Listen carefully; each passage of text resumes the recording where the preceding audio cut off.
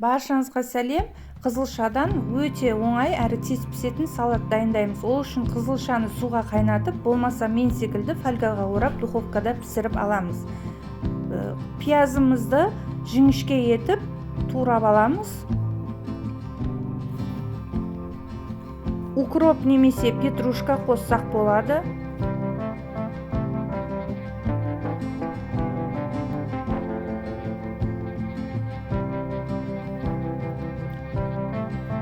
Пісіп тұрған қызылшаны ұсақтау төрт-бүршілеу етіп тураймыз.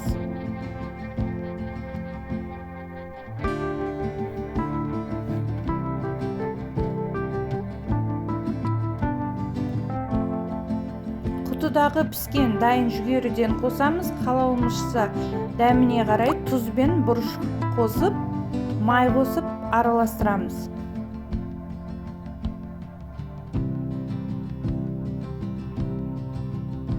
Міне осылай дастарханымыздың сәнін келтіретін, оңай тез дайын болатын салатымыз дайын болды. Видео ұнап жатса парақшаға лайк басып, комментарий жаза отырыңыздар.